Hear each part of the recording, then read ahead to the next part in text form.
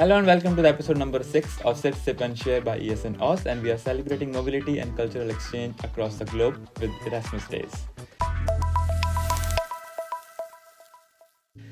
Thank you so much Aqeel and Baris for joining us. We are thrilled to have you here, and to kick things off, we normally first ask our guests, what is your favorite or cozy beverage to enjoy during this winter? I want to go for tea. You want to go for tea? I would go for iced tea. Iced tea? Shit. We don't have that option, Baris. Sorry, but I love it. Are you gonna sue us for not having the iced tea or? No, I just love you guys. I can't sue you. It's a pleasure to be here. Oh, thank you so much. Then we have apple juice, cappuccino, cocoa. So what would you like to have? Apple juice. Alright, now that we have our favorite beverages ready, can you one by one introduce yourself? Aqeel, maybe you going first. I'm Aqeel Ahmed. Basically, I'm from Pakistan, and I started my Erasmus journey in 2020. First, I came to University of Göttingen, Germany. Then I moved to Boku University, Vienna, and finally, I get a chance to be here at NMBU. Nice. I like being here, and that's why I decided to start my PhD here. So that's what I'm doing, research on fish genetics. Wow. Nice, that's very inspiring. Baris? Yeah, so my name is Baris, and I'm coming from Turkey. I came here a little over a year ago, and it was my dream ever since the pandemic days, like 2020. I'm so happy to be here, and I'm doing my master's full degree here. It's my third semester, and it's data science. Also, I'm your classmate, so yeah, I guess I'm double lucky. Wonderful. Yeah. Aqeel, having pursued both masters and now PhD at NMBU, your journey here has been extensive. And can you share like a memorable moment from your master's degree or from your participation with ESN and how it influenced your decision to continue with the PhD? Yeah, I think if I have to say any single moment, then it'll be hard for me, but it's like the whole experience is full of memories, I can say. The best thing I get to know more about like this ASN thing is like you started calling a new place as your home. I think that's what you are making new family members, like in terms of your friends, colleagues.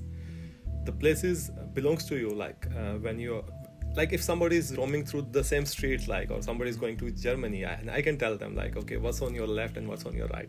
It's just like my own village now. Nice. So I think the whole journey is full of memories. Like every single day is adding a lot of colors to what you were and what you are becoming these days. So.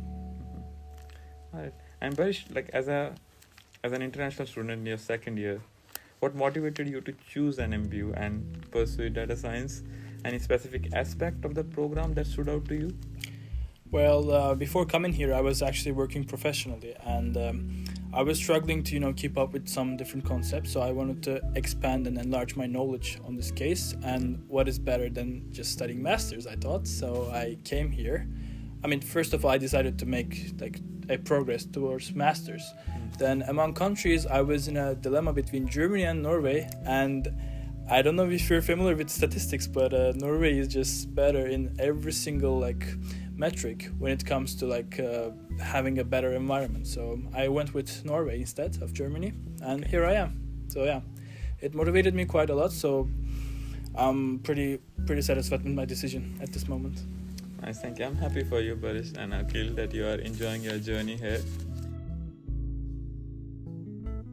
And talking about the international exposure, Aqeel, with your research taking you to various countries, could you share a unique experience from one of your international travels recently and how it broadened your perspective? Actually, I get used to mobility during my masters. That's what I like about being an Erasmus student. And even during my PhD, I prefer to go international trainings for that. And I'm just coming back from University of Aarhus. Okay. So I really like that experience, working in a very big group, experts from statistics, genomics, from fish to cow. Oh. I think that's what broadening my spectrum. Right. PhD is more about getting trained for your specialized field and then apply that knowledge. And parallel to that, I'm also getting the industrial exposure as well. So I think what I'm learning now I'm gonna apply in different industries, and maybe in 2-3 months I'm going to fish breeding industry, so I'm gonna have an exposure of that industry as well. So overall, like I can say, like it's just broadening my spectrum in every single sense. All the best to you, Aqeel, for your future adventures. Thank you. And Baris, being actively involved in ESN and the Norwegian Student Organization for Data Science, how has this engagement enriched your international exposure and cultural understanding?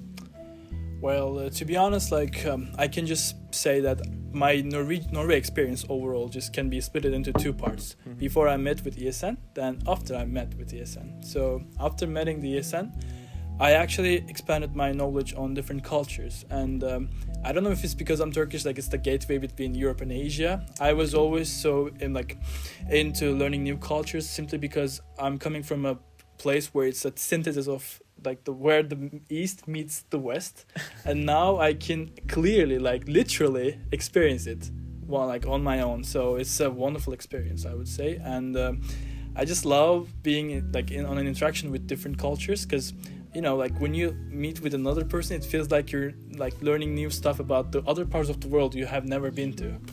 It's like getting there without even just traveling. You can just learn so much from different individuals. That's what I love about this, and then just I being completely agree with you. I mean, for me also, coming to Norway was the opening of a whole new world, and I had traveled before as well, but then being introduced to this European culture, and then at ESN, or because of the Erasmus programs, we are getting to meet a lot of people from different countries and learning these languages, different food cultures are just wonderful. I felt it by heart, like being an ESNer is something different. Like I was a part of Likaranga Fohoy and other Norwegian organizations. Yeah. So they are typical, and they are actually giving us more exposure to what Norwegian culture is, how to interact with those people, and how to enjoy life, especially in winter here. And there are some organizations that were focusing on I can say international students, but ESN is actually adding a lot by providing the element of integration, like putting Norwegians as well as international. The same case I felt like in Germany. It's we have German students and international together under this platform. So I think ESN, as shown in the logo, it's adding color to the life of people actually. Nice. Who are studying abroad. Yeah. That is the best way to describe it, I guess. Yeah, wonderful way to put words together. Nice. We can move on to our next section, which is cultural experiences. So Aqeel, having traveled to various countries, have you encountered any cultural traditions or customs that particularly fascinated you or left a lasting impression? Yeah, we are learning. It's hard. When I came here, it was a big culture shock for me. But with the time, when we starting getting know more about the norms of the place we are living in, I think they are teaching us many different things, like how to actually appreciate diversity. That's what we are learning. And secondly, the good thing about living in this town, I remember I went to a Norwegian organization, it's a traditional Norwegian dance organization there. What's the name? Likaranga Fohoy. Likaranga. Yeah, and I have seen a lot of all of them were Norwegians by that time. There were 12 to 15 students there. As soon as I walked in, they shift from Norwegian to English language. I was the only international there, and I was a part of them for at least 1 year. And every time I have seen they like to talk in English because I was there, and they are trying to help me out learning the culture. They took me on different things Osmark is going on today. Last year I was doing a duty there, so I was remembering those times, just facilitating people, and also telling international what this thing is. You can also participate, put your stalls and show what you have in terms of food, in terms of culture. So being inclusive I think is a wonderful gift that Norwegian students are giving us here, and feels like that you have spent a lot of years here. Can you tell us how many years that you have spent in Os or in Norway? Yeah, now I think it's been 2.5 years I'm here in Os. Amazing. I came here for second year of my masters after Boku University Vienna, and on the 4th day actually I joined this organization. One of my friend actually recommended me, if you want a good life here, so I joined it, and from that time we are just enjoying our time here. The town is pretty small, but people are really nice. So you're gonna find people of your own type, whether they are from Australia or from South Asia. You're gonna feel like they are like you, and you started appreciating meeting people from different parts of the world. Now it's a global world, especially after having an Erasmus experience. True. And Barish, as a Turkish student in Norway, what cultural aspects from Turkey do you enjoy sharing with your international friends here? Well, definitely the food culture. Like, I would just brag about the food cuisine, like the cuisine we have all the time, especially like having those kebab talks, because people usually associate Turkey with kebab like all the time, but we have, of course, much more than kebab just itself. But like I always love to organize these kind of like potlucks where we like gather all the people we love and we just share our food, our culture, and we just have this small talks that makes the life more valuable for us and for like everyone. And I actually love to just discuss about it all the time. And of course, comparing the weather is such a big difference, I would say, because I'm from Turkey has many different climate regions, but I'm from I think it's the warmest place. So it was such a big hit for me. But yeah, I mean, I'm quite enjoying it, because without the reversed stuff, then we wouldn't be able to, appreciate the things we have. So yeah, the diversity makes it more valuable. Or colorful. And colorful. Nice. Up next, we have ESN and student engagement. So Aqeel, your tenure as a ESN board member must have been quite eventful, since you were the event manager. Yeah. And what valuable lessons or skill did you acquire during your time on the board, and how do you apply them in your current academic or research pursuits? Yeah, first of all, it gave me a good exposure of working in a team of internationals. And secondly, I got a lot of good management skills actually, like I acquired during that time. So they are actually helping me out now when I'm doing my projects, or I'm all part of like this PhD association as well. Okay. So we are actually organizing activities there, and so I'm an activity manager there now. Nice. So it's good, like what I have acquired, and now I'm actually thinking of like why not to collaborate like across these divisions. So Yes. I think we will gonna have some good events together, and especially your Bhangra event. I really want like the PhDs and postdoc to come for that and enjoy that energetic thing. Yeah. Wonderful. I'll be honored to do that. And Barish, being involved in both ESN and student organizations, and how do you balance your time and contribute effectively to both, and also keeping in mind that you're a data science student, which is not an easy degree? I mean, same as I do. So yeah, I think I just, to be honest, I think I feel more comfortable when I'm around like these kind of organizations. For example, when we have our meetings, I don't think like meetings are that. Of course, we're thinking in serious ways, but of also I love approaching it as some kind of the way to relax even more, because like I love being around you guys. It just keeps me even more motivated. It's just I love being engaged and just raising my voice and just engaging with you guys. It always makes my day. It actually contributes to my mental health, especially when it comes to of course I have to study in order to prevail. But at the same time, we all need that comfort zone, and I think this is my comfort zone here. That's why I appreciate it the most. And for those who are still thinking about joining ESN as an active member, I think this is a wonderful advertisement. Like, our meetings are really fun, and then we try to make our meetings more of like a family gathering. So we start with asking each other how they are doing, and then we are doing events. They're not just happening because we are all the time having fun in the meetings. There are stuff which is being discussed seriously and decisions are being taken. But ESN meetings, or the stuff that ESN we are doing within the team, is actually helping not me, but we have someone else who said that it is helping us with the mental health. And yesterday also, when I was talking to one of the guest speaker, I mentioned that ESN is my drug. It's the energy. Yes, it is. So the more I do, the more I get energized. And addicted. I was just going to add something else. And the thing is, I love we kind of find a nice trade-off between being serious and at the same time being fun. Because it's not always being like, okay, guys, we have to plan everything from scratch. Like, we have to be so precise with everything. It's not like that. We're not thinking about like stressing other people. We're just making the life easier for the others while having fun and also gaining experience like Aqeel did. So yeah, it's such a nice trade-off. Okay, up next we have our chill couch chat session. So imagine if you would have to invite someone to join us on the couch today, any historical or any fictional figure.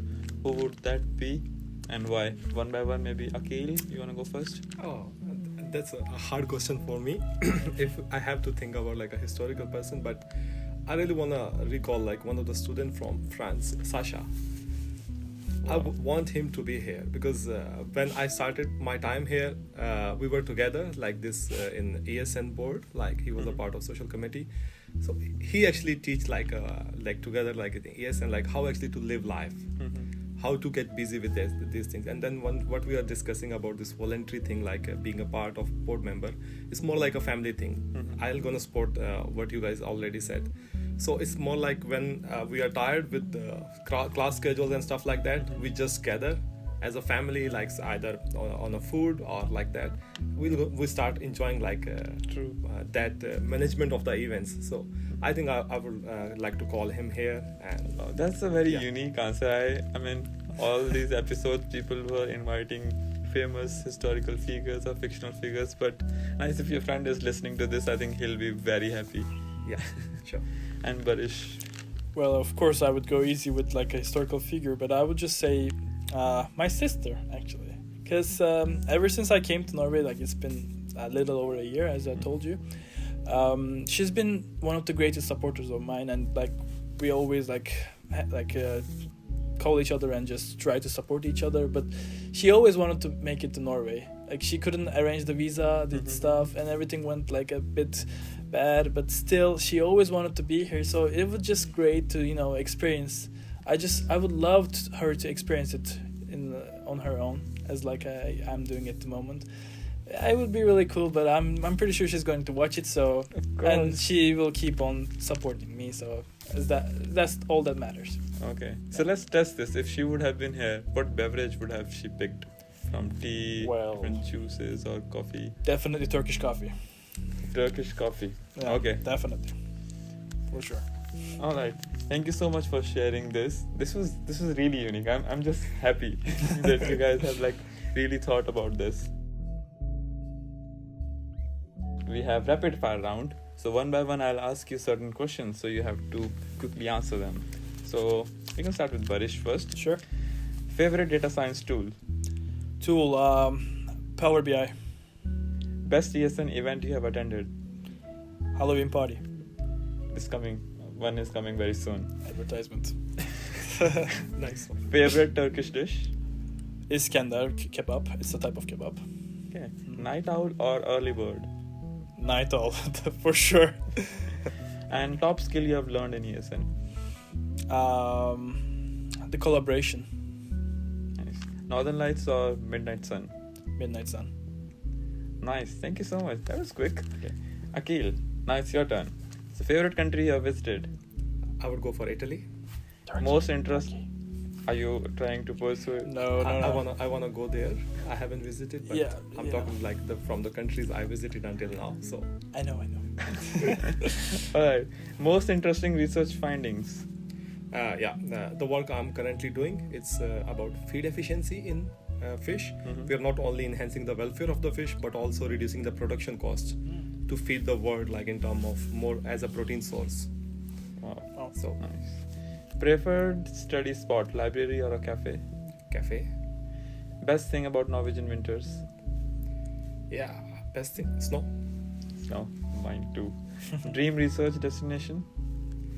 I think I'm already here because fish, like Norway is the leader in the fish research, so I'm at the right place right now. Nice. We can move on to our next section, which... So Aqeel, do you have a favorite Pakistani dish or drink that you often miss and try to recreate here in Norway? Yeah, I like biryani. Like there's a blend of like chicken and rice. Yes. And I like to recreate it, like try to make it like in different forms, either biryani or pulao. Okay. So I'm really missing, like especially with the at home like thing. Yeah, I couldn't manage to recreate like exactly like that, but somehow I'm trying to go near to that. Do you used to cook biryani back in home as well, or is it something that you started doing after coming to Norway? No, there I was not used to. I think biryani needs a lot of skill. Yeah, So true. now I have a confidence to give it a try, and maybe after some practices, I'll master that skill. Nice. So Yeah. soon I will get an invitation from you. Yeah, sure. Now we gotta try it from your hands. Yeah, you could be Yeah. a judge for that. Of course. Nice. And Baris, being part of Norwegian Student Organization for Data Science, Yes. what's a fascinating data science related fact or project that you find intriguing and love discussing with others? Well, probably related with AI, because the rise of AI is now like, I don't want to bore you guys. I know it's technical, but everybody is more or less attached with ChatGPT. I mean, it's such a brilliant achievement, and I would say in human history, it's like one of the biggest achievements we ever had. And now it's just inevitable. Like its rise will be even harder, and it will be so hard to avoid it for the upcoming projects. I guess like putting AI in different kind of like, I would say like in general, putting in different projects, it's the biggest thing I love to discuss about. Next section is our future aspirations. So, Baris, we can start with you. Of course. So, looking ahead, what are your plans after completing your degree? Any dream projects or career path that you are passionate about pursuing? Well, nowadays I'm pretty busy with my thesis discussions, and I mean, I can just reveal it, it's fine. I will be just creating some dashboards for Norwegian drinking waters systems, and I'm actually really enthusiastic about this BI stuff. Like BI stands for business intelligence. I love like telling stories with using data. Yeah. I think I just found my passion in here. I consolidated it, and I'm thinking of pursuing to this field afterwards. So we'll see about that. In Norway, or are you planning to go back? Well, like I can tell now, we have many months ahead of us, so Of course. we'll see. And Aqeel, as you progress through your PhD, what are your aspirations for your research and academic journey? Any specific goal or project you are excited about? Being a quantitative geneticist, we are already practicing the classical technologies, but as the Baris said, it's hard to ignore this artificial intelligence. So now we are parallel to what we are already doing with our project. We are trying to implement deep learning for image analysis.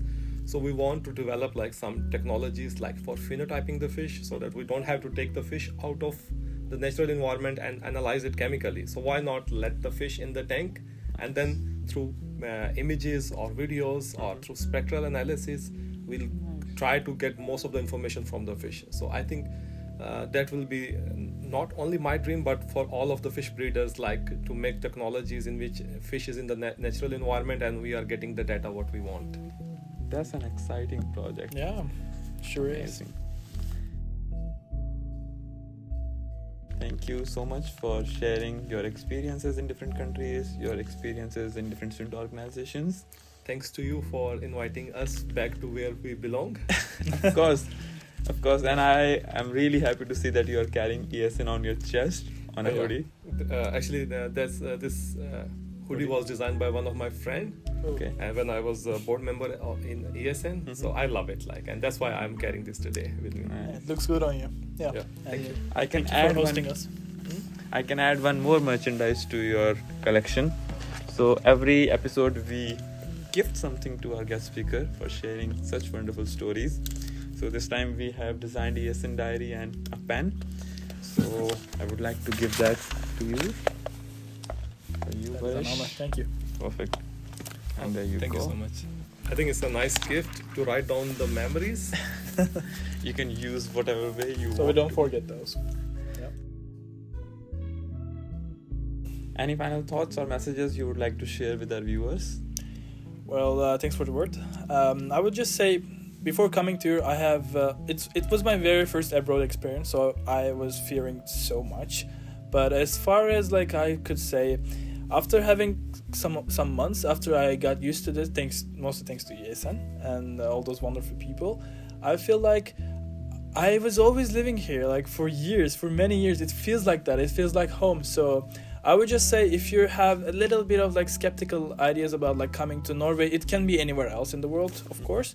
I would just say, just go for it. I mean, like trying out new stuff just not only makes you, overcome your comfort zone, it also brings so much value to your to your mindset, to everything you have. So it's such a brilliant achievement that you can put in your collection, I would just say.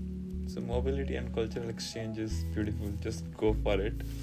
Precisely. And Aqeel, what are your final thoughts? I think I completely agree with what Baris said. I just want to say, just give it a try. Like, if you want to study abroad, or if you think it's hard to live out of your comfort zone, actually the good thing is once you started experiencing this thing, you are broadening your very own comfort zone. So as I told in the start of interview, now you start calling new place as your home. So exactly. I think just giving it a try, and this word seems to be small, so give it a try. Thank you. On behalf of ESN, we are very grateful that you guys had wonderful stories to share with not only with us, but a lot of people who are going to watch this episode. And since this is our last episode for the Erasmus Days, and ESN Oz has done some small bit of work to promote mobility and cultural exchange across the Europe, across the world.